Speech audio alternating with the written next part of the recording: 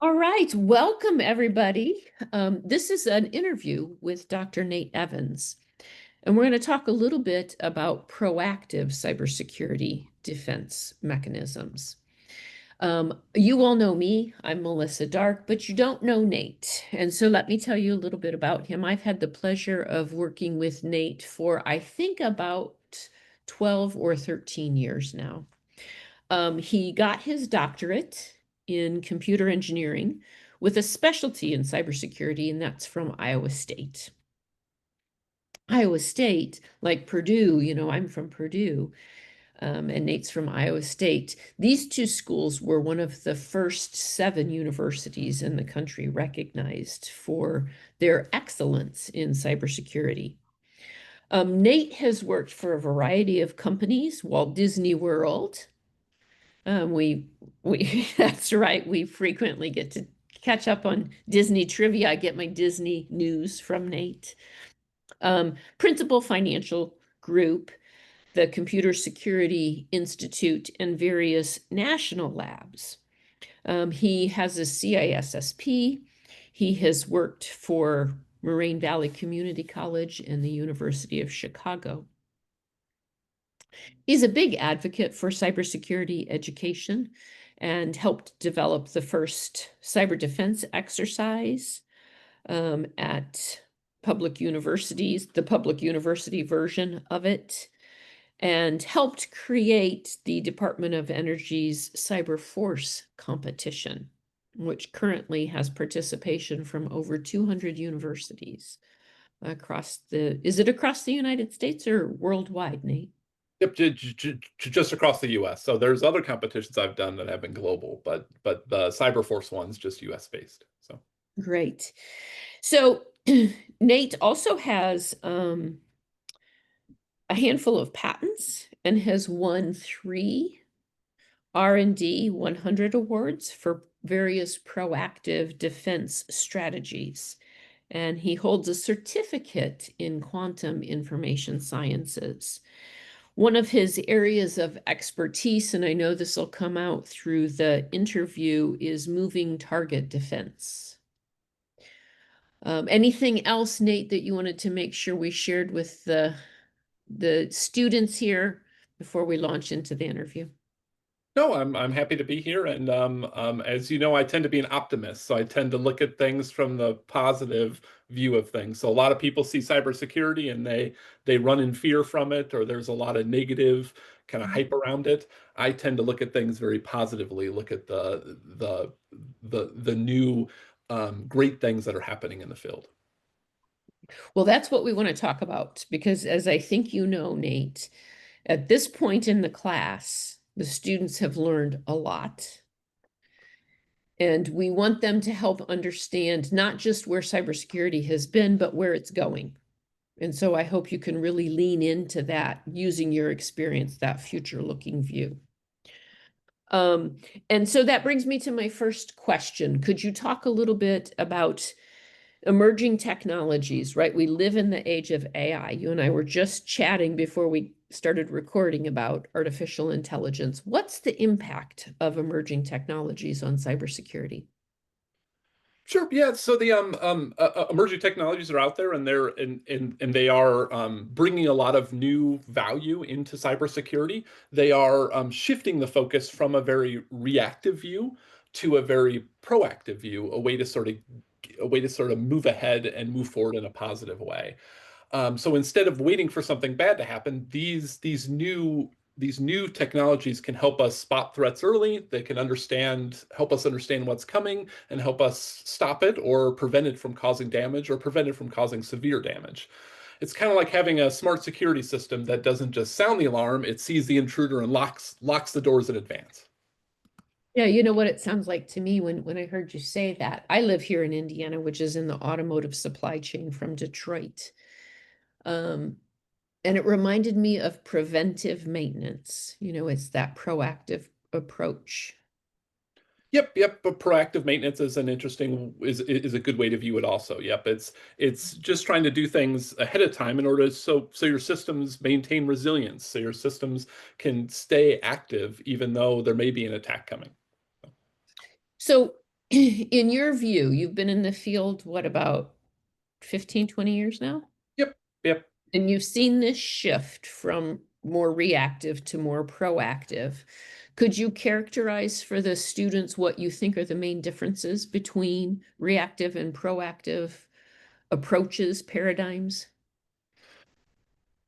Sure. So in the reactive world, it's sort of like calling a fire department after your house is already on fire. You're responding to an attack after it's already caused damage. However, in the proactive cybersecurity world, it's more like installing smoke detectors, fireproofing your walls, setting up automated sprinklers, very similar to like the proactive maintenance on the vehicle, like you've mentioned.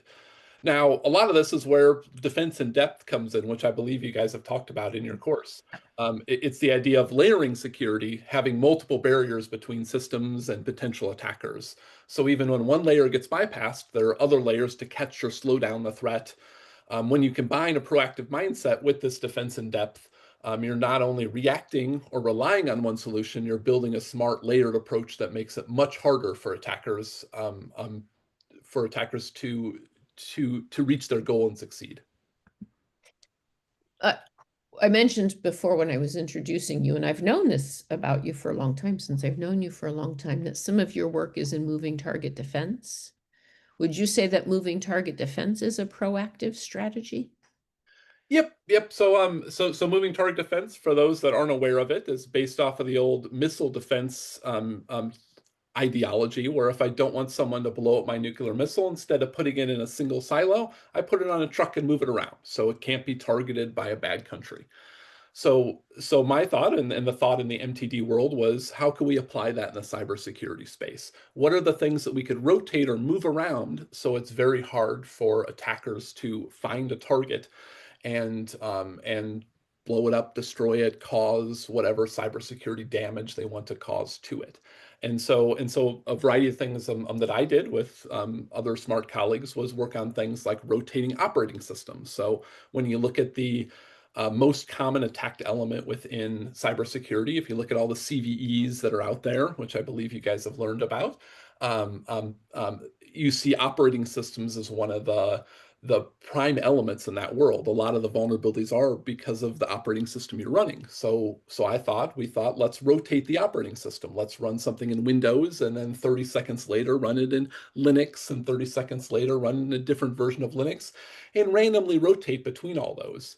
It makes it very hard for an attacker to figure out how to attack and what to attack. And since most attacks take a minute or two to go through the reconnaissance phase and go through the attack phase, it makes it very challenging for an attacker, increasing that cost for the attacker, as well as increasing the resilience, where if something is vulnerable, it rotates away very quickly. So. Mhm. That's really interesting. And is this where you've got some of your R&D awards or your patents? Yep, yep. So two of my R&D 100 awards specifically came from MTD implementations. One of them in the OS rotation world, and then one of them in the path rotation world. So you don't have to rotate OSs. You can rotate things like pathways, like sending some traffic through traditional internet lines, some through cell lines, some through satellite lines, like Starlink or things like that. I've also done work rotating different application frameworks or rotating different code bases, just bringing kind of different types of diversity and those diverse elements kind of within the rotation is where the actual defense comes into play. And so is, I know in the R&D world, right? Sometimes you can start with things that work in theory, but that doesn't mean that it ever gets really implemented or commercialized or rolled out into practice. So has some of your work been rolled out into practice? And can you talk about any of that if it has? Yeah, so a couple companies are working on commercializing it right now in a variety of sectors. Some of those in the medical sector working on protecting different medical frameworks, like when you log in to look at your medical records, that's a natural place to have a lot of rotation because it's okay if there's a little outage there or things like that, as long as you can access those and access them in a secure way. And also looking at some, military type systems, looking at a variety of things you can rotate in the embedded systems world. where you can bring diversity, like when you're building a water treatment plant.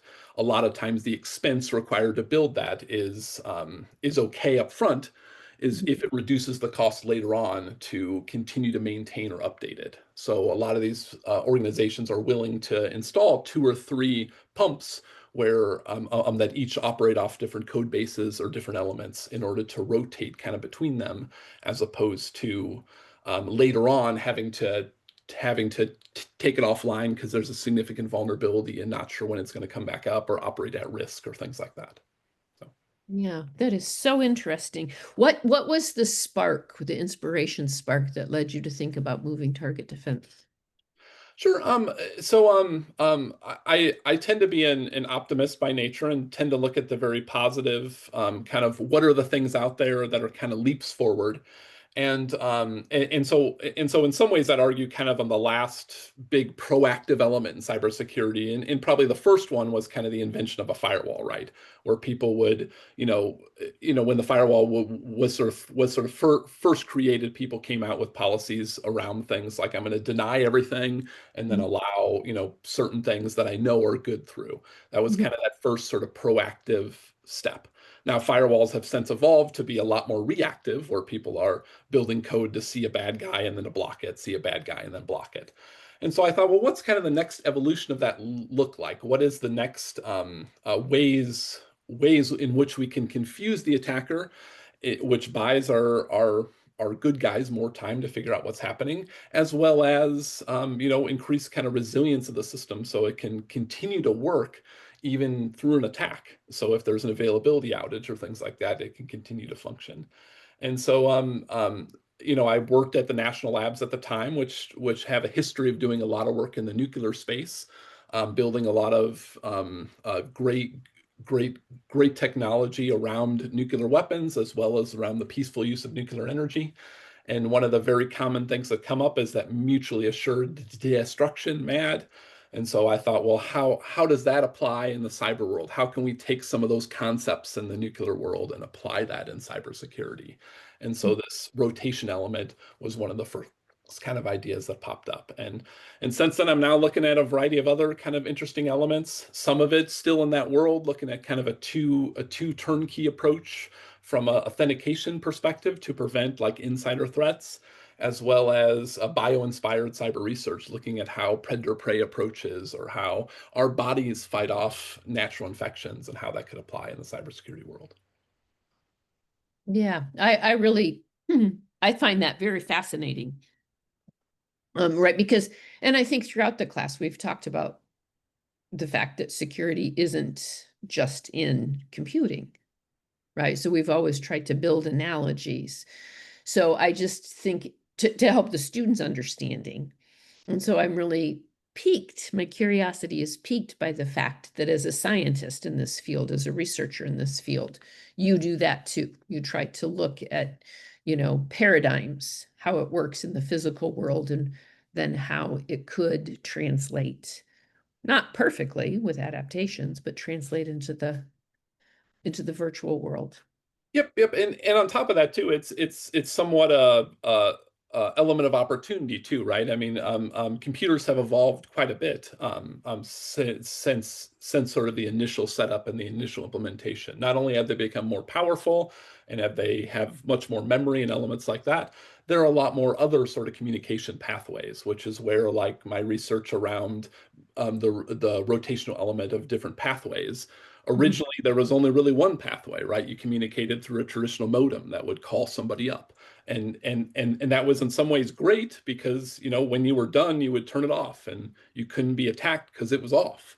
Mhm. And that shifted to always on approaches. Since then, things like satellites, Starlink has taken off. And even sort of the approach of quantum communication, which has starting to be adopted and started to kind of take off in that sort of world, will have other impacts in the cybersecurity space. So put on your crystal ball, get out your crystal ball. Where do you think we've already talked about the fact that we've really had a paradigm shift from reactive to more proactive? I'm sure that there are still a lot of organizations that are trying to catch up, that still operate from mostly a reactive standpoint. But by and large, people who are leading the field have shifted their approach from reactive to proactive. Move forward 15 or 20 years from now. What do you see coming in the field? Yeah, I mean, 15 or 20 years in the computer space is a lot of crazy changes which can occur. I think that while artificial intelligence is kind of the big hype right now and is the big element that a lot of people are looking at, I think that's still not sort of where it's going to be. I think right now it's still more kind of machine learning and data science elements. I don't think there's a lot of real intelligence that's sort of coming out of artificial intelligence. I see in the next 10 or 15 years that shifting where there will potentially be some more intelligence kind of coming out of that. There will be decisions and choices that are being made by artificial intelligence that will make our responses faster in the reactive world and will make it so we can deploy different types of proactive approaches and different types of proactive technologies.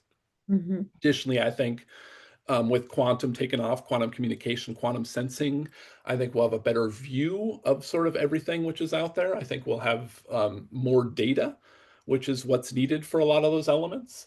I do think sometime in the next 15 years, we'll have a kind of a privacy revolution where I think over the past 10 years, people have been very open with their privacy and sharing their data and giving their data up and agreeing them to this so they can get this app without really reading them the terms and conditions. I think we'll have kind of a revolution against that, where I think people will be a little more contained and they'll really start asking questions of, well, the data I'm providing, what's the value I'm getting out of that?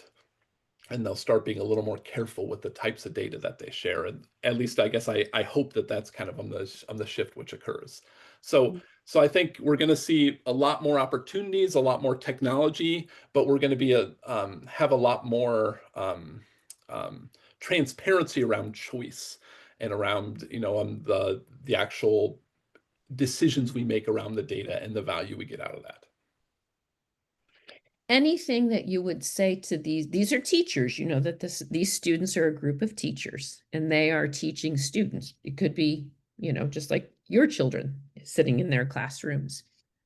Any last words of wisdom? Study this, pay attention to this, that you would like to impart on these people? Because I think, you know, for a lot of these people, hopefully they see you the way I see you as a role model and as the future of cybersecurity. So any imparting thoughts?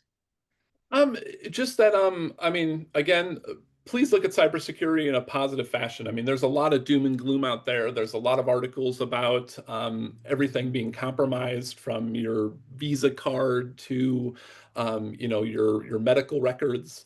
Try to see the positive. Try to see the research. Try to see the excitement which is happening in this space. Try to see the opportunities that that this that this space presents, and help to inspire the people you guys teach to be passionate about this field. I mean, I think if we can inspire passion, it's going to create that next generation that has the next great idea that helps bring us into the it helps us understand our data, helps us protect our data, helps us innovate in a very positive way. So I'd encourage all you to inspire as best as possible.